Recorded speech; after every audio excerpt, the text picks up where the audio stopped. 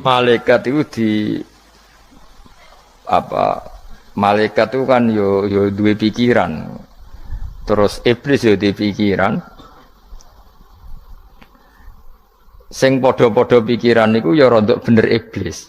Pikirane lho ya. Tapi nurute bener malaikat. Jadi umpama agama kanut pikiran ya bener iblis. Mergo cara berpikir iblis iku Adam ku sangka lemah, aku sangka api. Berarti keren aku.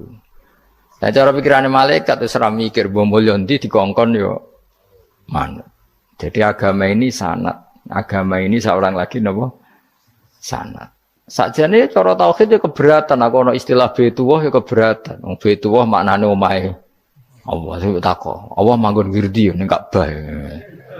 Jadi kita harus ngikuti ulama. Dikatakan Baitullah itu nama penghormatan. Sesuatu itu mulia, maka disebut Baitullah. Bukan berarti Allah nempat di situ. Mergo Allah ndak butuh napa? Tempat. Jadi itu kan jelimet, Mang. Lagi-lagi yang tahu itu ulama. Masjid ya dikatakan Baitullah. Lah nek misale iki masjidé pangeran, malah nambah manani lucu. Masjidé pangeran. Jadi iki tempat sujudé pangeran. Nah, kacau kae. Tapi berhubung wong ra paham alhamdulillah demun iki masjidé pangeran. Jajal maknani bahasa Arab. Iki masjidé pangeran, maknani terjemah. Iki tempat kacau. Baru kayak bodoh ora roh nek iku kacau. Jadi kacau. Ya mulane anut ulama. Jadi darani Baitullah apa dikatakan daleme Allah maknane apa idhofatut tasyrif. Napa idhofatut tasyrif maknane omah sing mulia sampai diistilahno daleme Allah. Kalau dalam ngaji-ngaji ulama itu agama ini dari awal unik. Allah melarang sujud kepada batu. Tapi kita sholat itu madhep Ka'bah. Kemudian juga ada batu. Makanya kita harus menanamkan bahwa semua sujud itu lillahi ta'ala. Dan soal ada arah, ya penting arah. Nggak mau arah madhep segoro kidul, repot. Jadi arah itu mau dipakai kesepakatan untuk menunjukkan kalau kita muslim, arahnya sujud itu ke Ka'bah. Tapi tetap sujud kita hanya lillahi ta'alanya karena Allah. Kanjeng Nabi nanti takut orang Yahudi, Muhammad, nak langit bumi itu sok ben hancur pas kiamat. Terus manusa sing mati mulai Adam sementara ditakok endi. Jadi nak takok ngono mirip so. Mirip Yahudi. Nak mirip Sugair apa? Nak mirip ngamure. Jadi agama ini selalu disoal pakai akal. Jadi agama tanpa akal ya ora iso berdiri, tapi kalau terlalu bawa akal itu ya repot. Ya makanya tadi itu pentingnya riwayat. Seorang lagi pentingnya apa? Riwayat. Makanya cara Imam Malik itu enggak suka sama agama di logika itu enggak suka. Karena nanti orang yang punya logika terus merasa lebih punya otoritas terhadap apa? Agama. Ya wis sesuai ngono agama iku angel oleh nerangno sampean agama iku. Sampeyan saiki tak bedheki. Nabi Adam diusir kondi. Swarga. Terus swargane Nabi Adam saiki didakoni. Mergo swarga iku luase sak langit bumi. Lah nek iku saiki didakoni ndi wong. Swarga lebih luas ketimbang langit. Kan enggak mungkin sesuatu yang luas diletakkan di yang sempit. So, akhirnya Mu'tazilah gak percaya anane swarga zaman Nabi Adam. Jadi swarga sing cerita Adam itu tidak sama dengan surga yang nanti arduhas samawati wal ard. Jare ahli sunnah ya sono. Lah ning ndi wis ra roh pokoke ono. Ya itu kan sama-sama terus diterusno wong debat. Ya sudah guys. Nak cara aku wis mlebu sik kok gampang nerangno nek wis bar roh. Secara teori kan gitu, ora roh kok nerangno sak usih. Bro. Ya sudah, sampeyan bu swarga wae lagi apa? Lagi nerangno. Pas aku nerangno kowe ra ning swarga, ya wis ora ketemu. Wis kono enak nang cangkem elek ngono wis aku ben nerangno kowe ra ning kono, ya wis akhire gak. Apa cocokan sampeyan? Aku tak nerangno swarga lah sing kono ben nerangno neraka.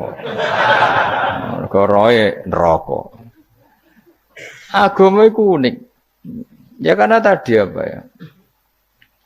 Dari awal agama ini di kaum yakilun, tapi akal yang berlebihan itu ya mengganggu agama.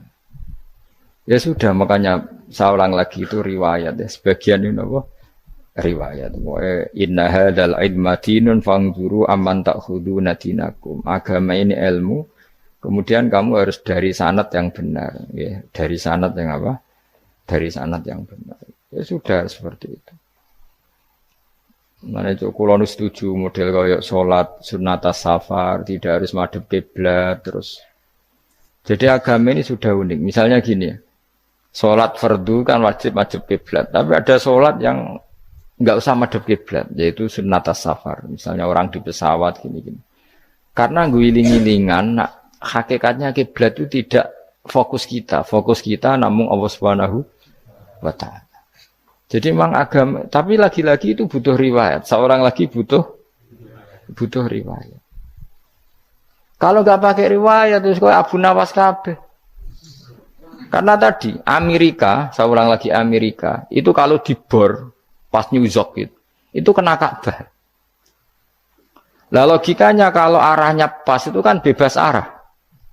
Berarti orang Amerika oleh sholat bebas. Tidak bisa seperti itu, ya tetap anut konsensus ulama sana atau tradisi sana, kiblat itu ngambil arah mana, karena dia pas. Ya bumi yang ada arah itu secara akal kan hanya rubuk 1/4. Makanya kalau kamu belajar falak itu ada rubuk, lainnya itu sudah tidak ada arah.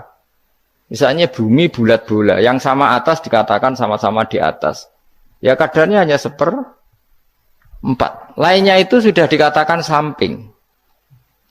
Makanya seperti Denmark, itu ada daerah yang siang itu sampai 3 bulan, entah berapa siklus sekian puluh tahun. Ada yang lebih lama siangnya, sampai 18 jam. Kalau di Eropa kadang puasa itu sampai 18 jam. Ada yang selalu nggak kena matahari, kayak kutub utara, kutub selatan. Nah makanya kalau misalnya sholat itu ngikuti apa? Kalau ngikuti matahari, orang kutub sholatnya hanya maghrib, isya, subuh. Gak wajib poso, nggak tahu ono rino misalnya. Ya tidak bisa seperti itu. Jadi kalau nuruti logika kan terus berdebat terus. Tapi kalau nuruti rasa sebagai hamba. Orang kutub butuh sujud sama Allah, orang kutub butuh loyal sama Allah dengan memperlakukan puasa. Ya sudah, akhirnya kita harus puasa. Nah, lalu kalau ukurannya matahari, mereka tidak punya matahari. Memangnya puasa itu penyebabnya wujudnya matahari, apa penyebabnya loyalitas sama Allah Subhanahu wa Ta'ala? Loyalitas. Kalau penyebabnya matahari ya, berarti kalau nggak ada matahari, nggak usah apa? Tidak usah seperti itu cara berpikir, makanya ngikuti ulama. Karena ulama yang tahu tradisinya Allah dan Rasul.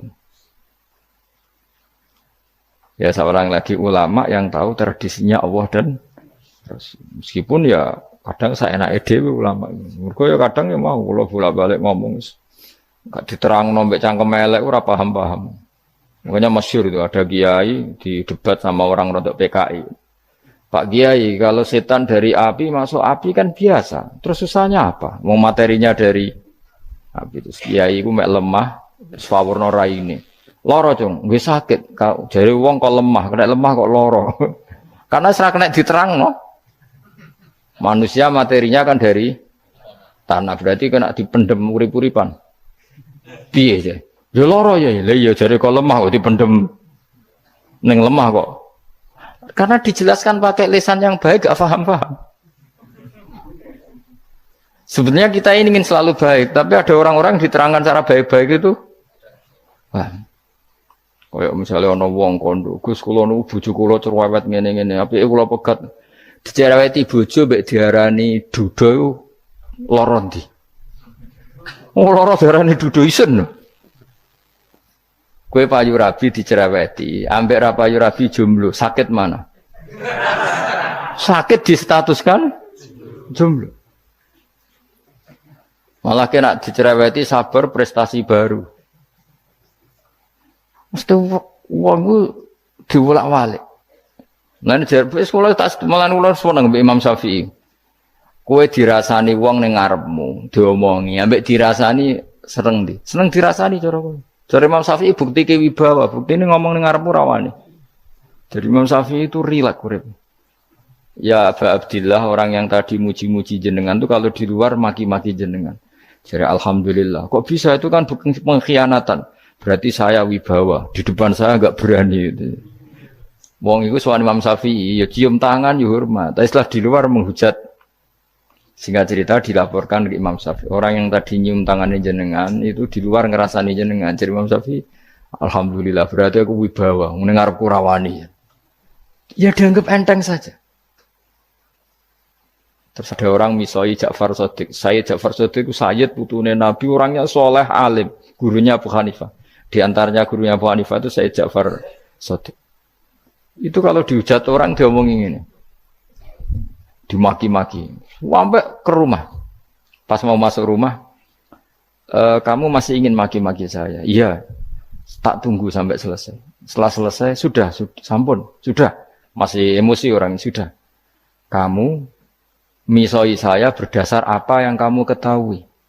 Yang tidak kamu ketahui lebih banyak, maka saya tunggu. Izin sampai. Terus ketika ditanya, kenapa engkau sabar ketika jenengan saya pisui? Orang ini akhirnya tobat, mencium tangannya, mencium lututnya.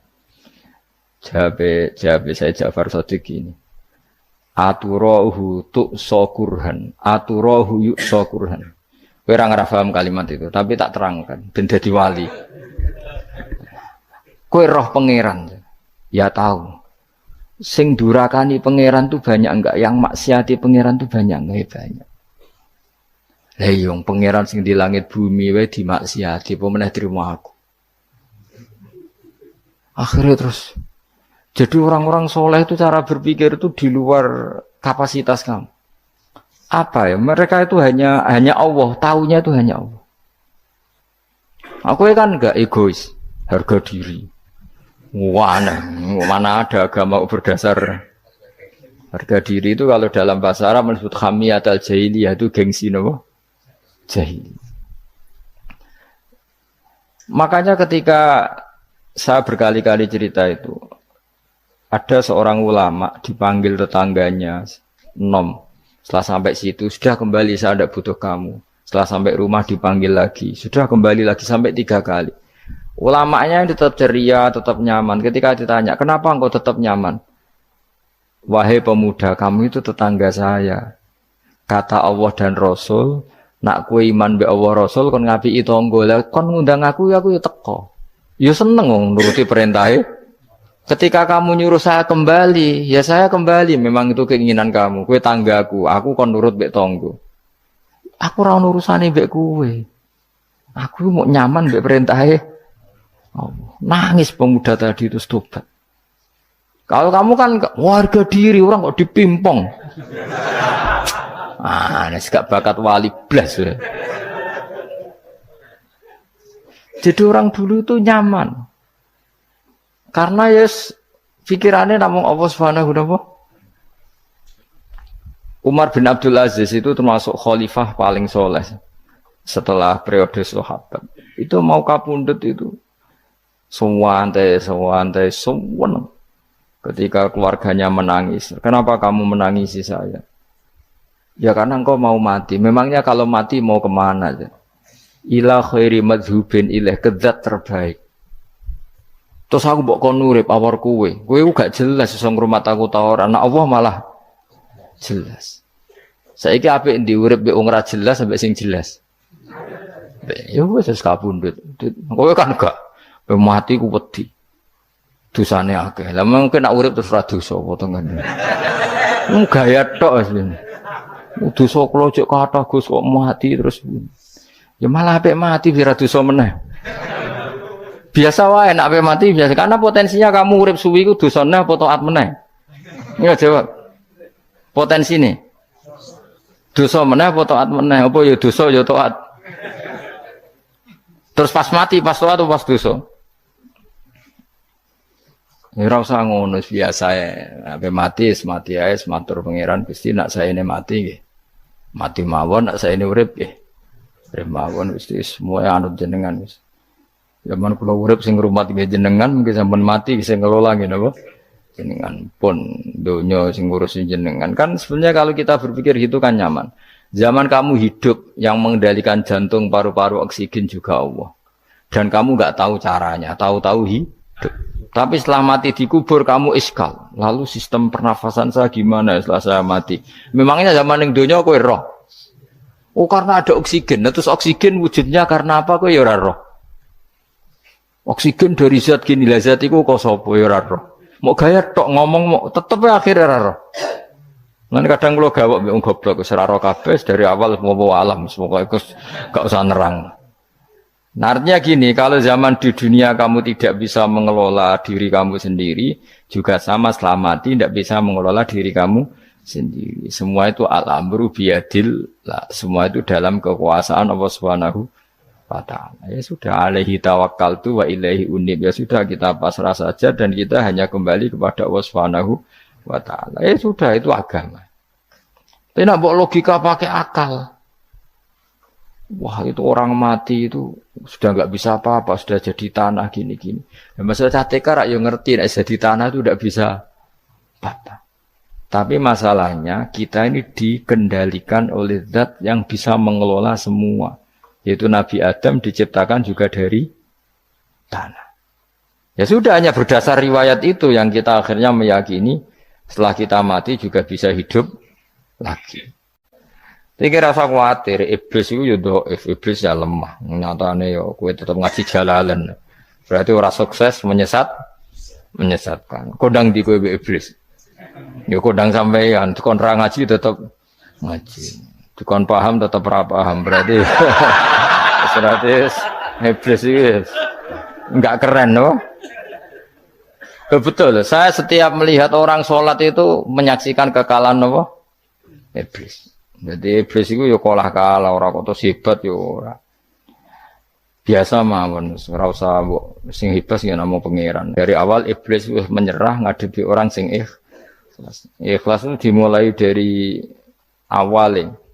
Cara bahasa Inggris pokoke hilir sampai hulu sampai hilir kudu ikhlas kabeh. Misale kita duit, yakin nek iku wae Allah. Sehingga kita ketika ngasihkan orang itu kamu enggak merasa itu milik kamu. Sehingga enggak gampang ngundat.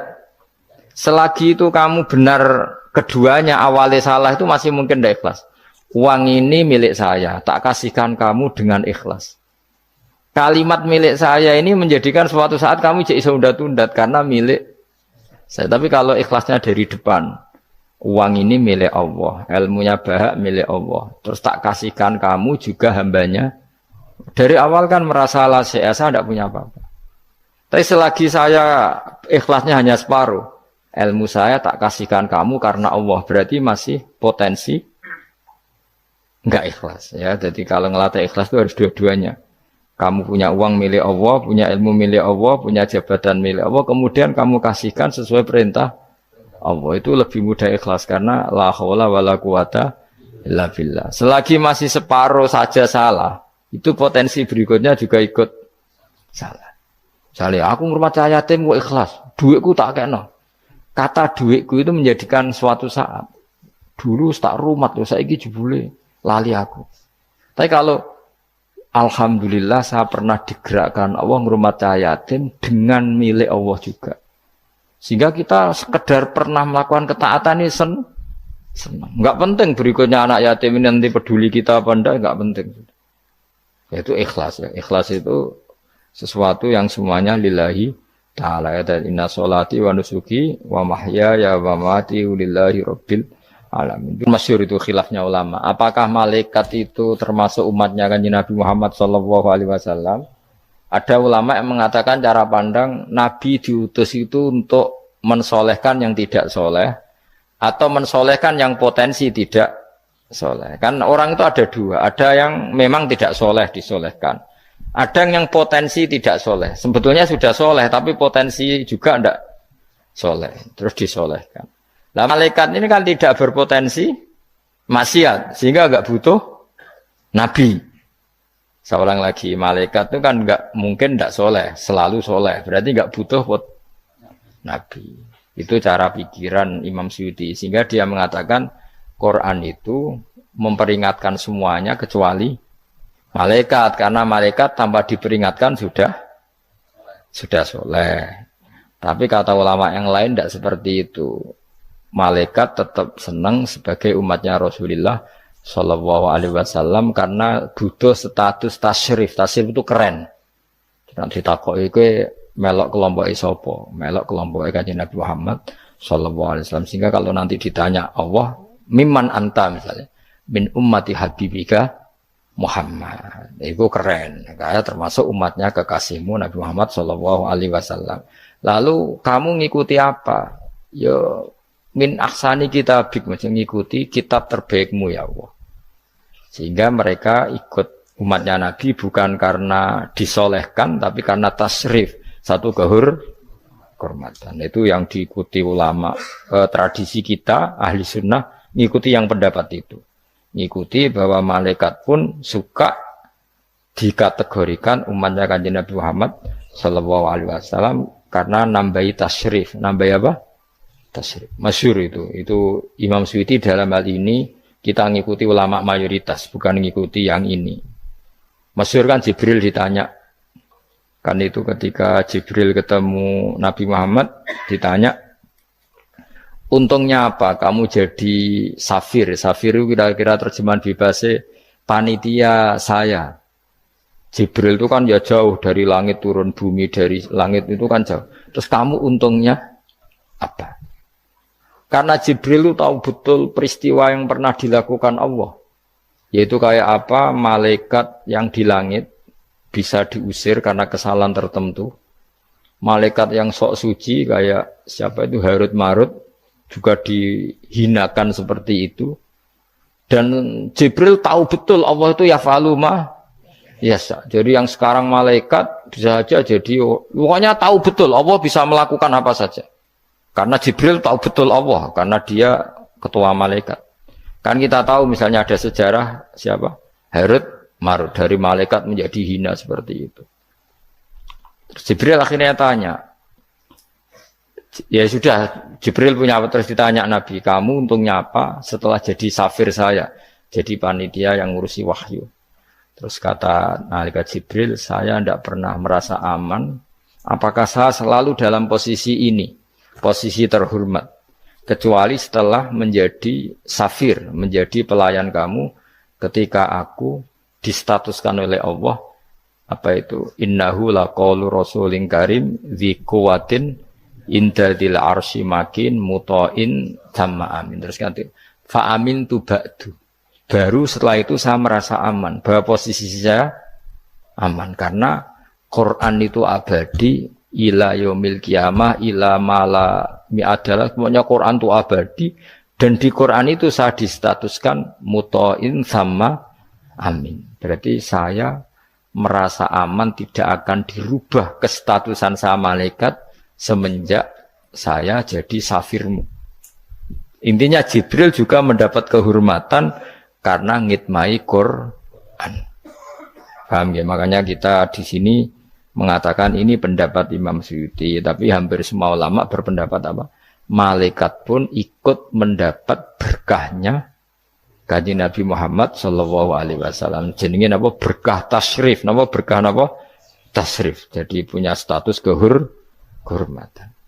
Nah yang dikatakan Imam Suyuti itu murni logika. Murni logika tadi, yang namanya Quran itu memberi peringatan supaya yang enggak soleh menjadi soleh. Dan malaikat tidak butuh itu karena sudah selalu soleh. Ya, jadi itu logika saja. Tapi kita berkeyakinan malaikat pun butuh. Tapi untuk kehormatan.